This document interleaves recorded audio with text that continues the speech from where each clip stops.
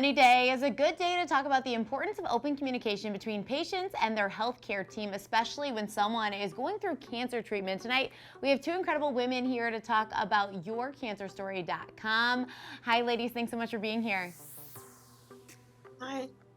So Thank you. let's start with you, Jamie. Tell us how you felt, when you found out that you were diagnosed with ovarian cancer.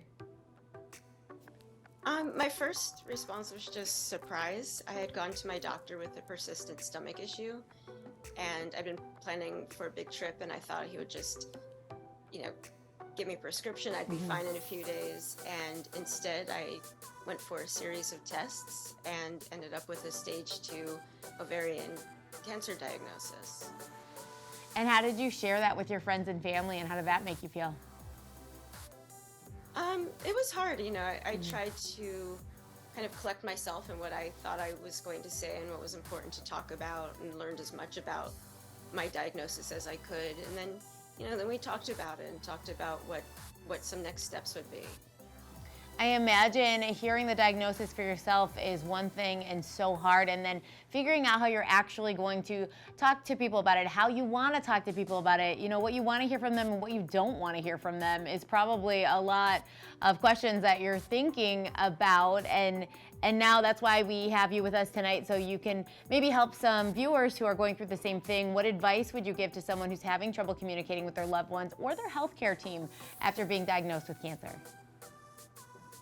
I would say, sit down and think about what you want to say, make lists, do as much research as you're comfortable with, go online. There's great resources out there, one of which is Merck's yourcancerstory.org. The Ovarian Cancer Research Alliance has great resources. And, just take it day by day, and people will, they're open to talking about it. Some people take it differently. And just, have a heart-to-heart, and you'll get through it.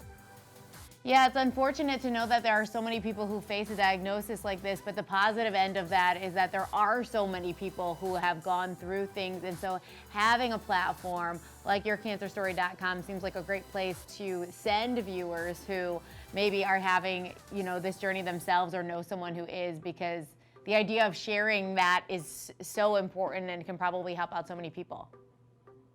Absolutely. Yeah. So Sarah, you're there too. Hi, how are you?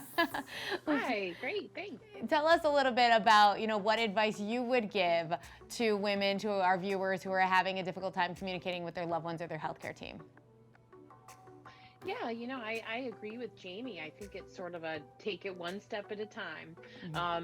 Prepare yourself.